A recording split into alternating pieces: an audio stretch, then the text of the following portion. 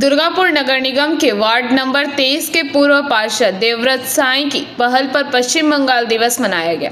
यह कार्यक्रम वंचित बच्चों के साथ आयोजित किया गया था। अंत में मिठाइयां बांटी गई। इस अवसर पर राज्य के पंचायत ग्रामीण विकास मंत्री प्रदीप मजूमदार, तृणमूल ब्लॉक 3 के अध्यक्ष भीमसेन मंडल और अन्य गणमान्य लोग उपस्थित थे।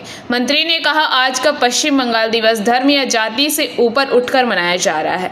राज्य के हर कोने में लोगों में अपार उत्साह है। वार्ड की महिला एवं पुरुष एक साथ मिलकर सुबह में एकत्रित हुए।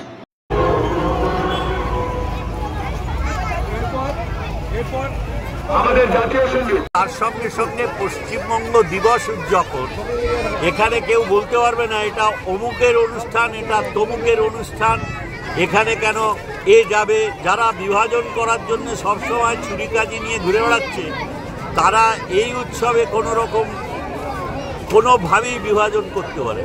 সেই জন্যে এই উৎসবের বৈশিষ্ট্য হচ্ছে আমরা সবাই মিলে কোনো রকম দ্বিধা, কোনো রকম প্ররোচনা, কোনো রকম ছুতোয় কেউ কাউকে এর থেকে দূরে রাখতে পারে না। আমরা সবাই মিলে পশ্চিমবঙ্গের যে আমাদের ঐতিহ্য, আমাদের সংস্কৃতি এবং সৌহার্দ্যের ভেতরে আমরা সব উৎসব পালন করি, সব ধর্মীয় অনুষ্ঠানের সঙ্গে আমরা উৎসব যুক্ত করি, সেই উৎসবে সবাই মিলে সামিল হই। আর এইখানে এই পয়লা বৈশাখ এবং আমাদের পশ্চিমবঙ্গ দিবসে এই ধরনের বিভাজনের কোনো সুযোগ নেই। আজকে বিভিন্নভাবে মানুষকে ভুল বুঝিয়ে প্ররোচনা এবং মিথ্যা রটনার মাধ্যমে মানুষকে বিভাজিত করার বিভিন্ন রকম প্রয়াস চলছে।